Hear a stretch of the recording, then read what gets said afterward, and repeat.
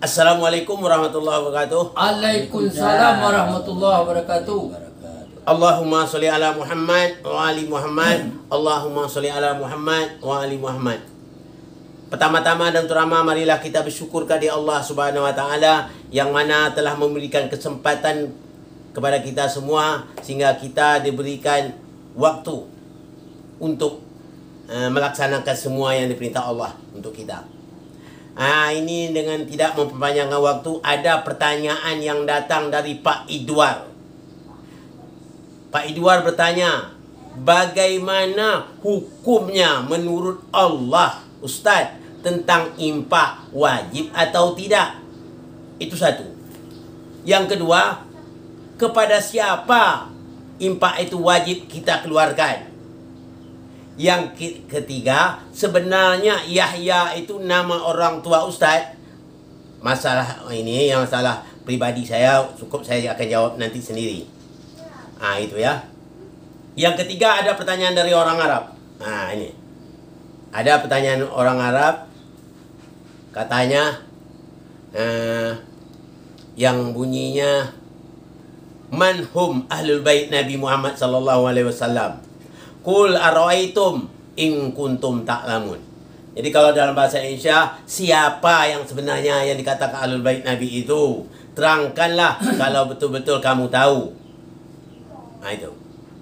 Ini kita ada 4 pertanyaan tersebut, kita jawab dengan yang pertama. Yang pertama kita lemparkan masalah infak wajib atau tidak.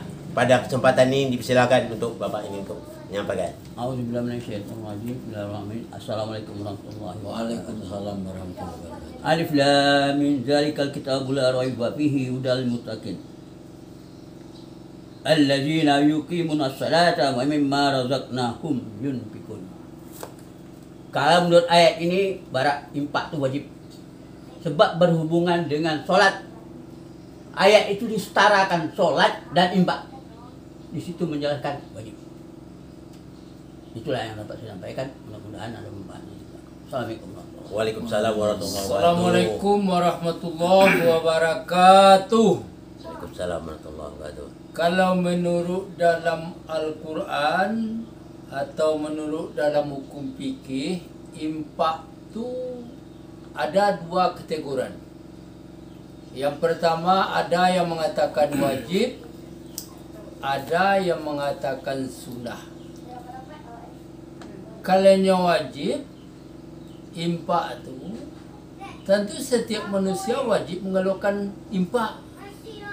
Suatu contoh, dia mempunyai duit 1 juta. Wajibkah dia itu mengeluarkan infak? Kalau menurut di dalam hadis yang lain, tidak.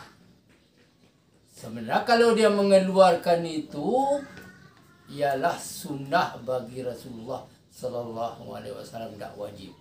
Kenapa? Nah, wajib itu ialah zakat. Zakat kalau sampai nisab dan tahunnya dan bilangannya cukup tahunnya, maka wajib keluarkan zakat. Kalau infak tidak. Infak ini ialah dikeluarkan bagi orang yang mampu, bagi orang yang bagi orang yang mengeluarkan infak itu sendiri. Boleh dikatakan sunnah, boleh dikatakan wajib, boleh dikatakan pendapat ulama itu ijma' itu yang dikatakan infak. Infak ni yang dikatakan namanya infak. Kalau menurut di dalam Al-Quran, ada yang dikatakan infak, ada yang dikatakan sedekah, ada yang dikatakan zakat. Kalau infak dan sedekah dan zakat itu ialah ada bedanya. Dan zakat ialah wajib setiap manusia mengeluarkan kalau sampai tahun dan nisabnya. Kalau infak, mereka itu ialah mengeluarkan sesuai menurut apa yang dibuat oleh mereka itu, keluarkanlah. Kalau supaya berkah harta mereka itu ialah keluarkanlah infak, tapi tidak wajib. Ya. Assalamualaikum warahmatullahi wabarakatuh. Waalaikumsalam warahmatullahi wabarakatuh. Menjawab pertanyaan protokol tadi, sebetulnya kalau zakat ada ketentuan, kalau infak ketentuannya selagi kita mampu, tidak terbatas berapa jumlah dan berapa banyaknya. Cuma sekarang kita tidak mampu bagaimana mengelola infak tadi sehingga bisa membentuk satu kekuatan ekonomi dan menghasilkan pekerjaan-pekerjaan yang membangkitkan kejayaan Islam. Jadi kalau dapat kita ini mencoba infak itu kita kumpulkan dengan baik, dikelola dengan manajemen modern, sehingga kita bisa mengimbangi program-program orang lain yang ingin menganjurkan Islam dengan kekuatan infak tadi. Assalamualaikum warahmatullahi wabarakatuh. Waalaikumsalam warahmatullahi wabarakatuh. Kita terpaksa kita jawab dengan menggunakan bahasa Arab. Infak itu dalam bahasa Arab asal kata anfiku, yang anfako itu artinya anfako yunfiku infak. Anfako itu artinya menakahkan harta. Itu merupakan satu kewajiban, Pak. Sebagaimana yang dinyatakan Allah, coba dibuka nanti di dalam di dalam surah 63 ayat 10. Wa anfiku min razaqtakum min qabli an ya'ti ahadukumul maut fayaqula rabbi law akhartani ila ajalin qarib fa asaddaqa wa akun min salihin.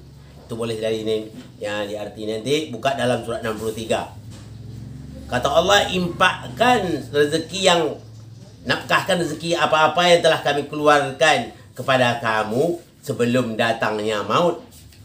Apabila datangnya maut, dia nanti akan berkata, Rabbi, laula akhartani ila ajalin qarib fa asaddaqa wa akun minas solihin. Berikanlah kesempatan kami hidup supaya kami mendapat bersedekah. Nanti beri untuk hidup supaya dapat sedekah. Jadi infak ini dalam bahasa Arab, kalau bahasa kita nafkahkan harta. Kita harus menafkahkan harta. Anfaqo yunfiqu anfik, nafkahkan. Coba lihat di dalam yang jelasnya dalam ayat surat 63 dan dikuatkan lagi nanti di dalam surah Al-Baqarah 215. Kepada siapa orang-orang yang kita berimpak tersebut? Nanti dibuka ayat Coba untuk pertama nanti tolong buka dalam surat 63. Ada? Ada. Coba bunyi macam mana kata? Yang 3 ayat 10. Ayat 10. Wa anfiqu mimma razaqnakum min qabli ayyatiya ahadakumul maut wa yaqulu rabbi laula Fayaqula rabbi laula akhartani ila ajalin qarib. Ya. Fa asaddaqa wa akum minas salihin. Jawab tadi. Ya.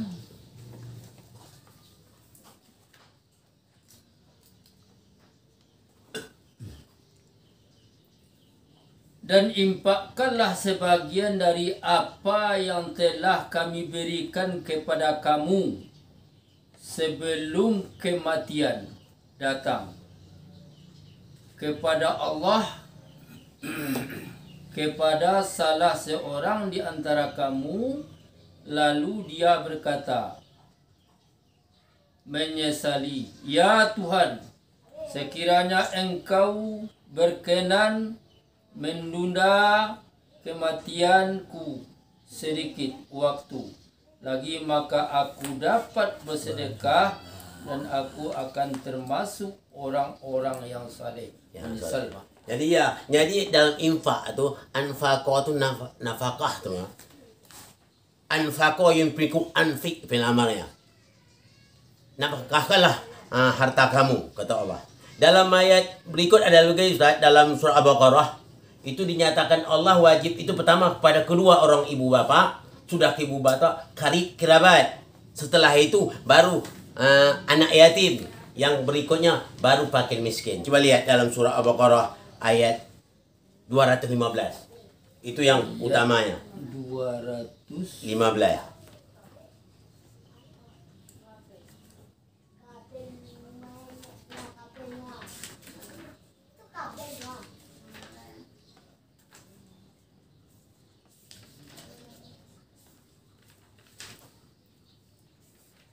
mereka bertanya kepadamu ya Muhammad tentang apa yang harus mereka infakkan. Katakanlah, harta apa saja yang kamu infakkan hendaknya diperuntukkan bagi kedua ibu, kedua orang tua, kerabat, anak yatim, dan orang miskin, dan orang yang dalam perjalanan. Fisabilillah. Dan kebaikan apa saja yang kamu kerjakan, sungguhnya Allah Maha mengetahui. Nah, jadi keutamaan di situ pertama, yang utama pada kedua orang ibu bapak. Itu harus dulu. Selama itu nafkah, infak itu nafkah tuh. Orang jangan main mukanya sedekah hanya lempar doang 5.000 kayak gitu maksudnya. Pertama pada kedua ibu bapak, kedua baru kerabat, orang terdekatnya. Sudah bapak dulu, ibu dulu, kerabat. Setelah itu baru yatama. Yatama itu ada anak yatim. Lah itu baru miskin. Baru Ibnu Sabil, orang yang sedang berjalan. Jadi itulah tata cara untuk berimpak menurut apa yang dikatakan oleh Allah Subhanahu wa taala. Jadi kita sudah jelas bahwa sekarang kita fungsi impak itu sudah kita kasih tahu ya sebenarnya. Itu kewajiban yang ditetapkan oleh Allah Subhanahu wa taala. Kita juga tahu bahwa impak itu pertama kali turunnya pada surah Al-Baqarah. Itu udah peraturan Islam, turunnya Madinah tuh. Al-Baqarah ayat 3. Yang membayar infak itu orang yang beriman pada hari kemudian. Itu jelas. Nah, sebab Allah setarakan antara sholat dan infak.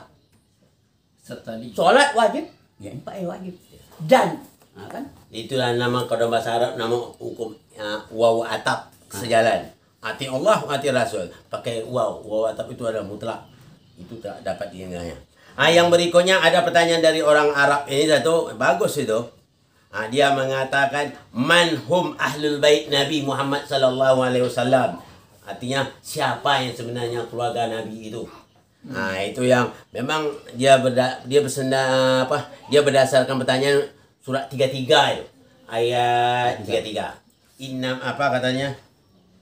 Apa katanya? Yuridullahu liyushibankum rijsa ahlal bait wa yutahhirakum tathira.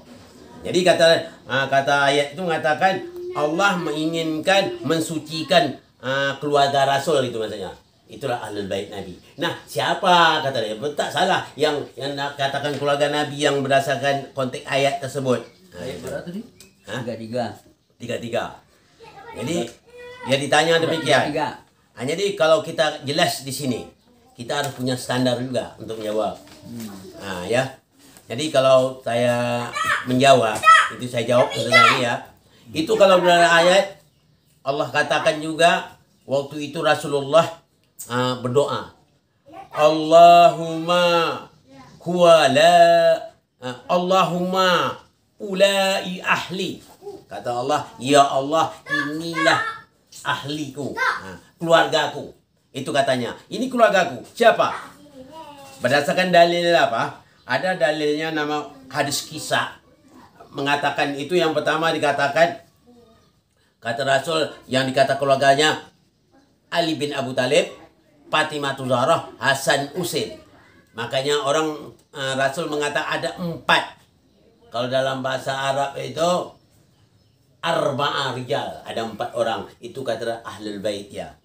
Itu 4 orang. 4 orang rijal. Jadi ini mudah-mudahan yang nama Pak Mahmud dari Arab mudah-mudahan terjawab. La'allakum turhamun. Begitu juga Pak Idwar pada ini memang niat mereka bahwa kita menjawab. Kata dia kalau dapat kita ni istiqomah dalam melaksanakan pengajian ini. Karena ingin dia bertanya seluas-luasnya. Karena selama ini dia mendengar orang menurut kata orang saja bukan pendapat. Dia ingin jelas apa yang dikatakan oleh Allah Subhanahu wa taala.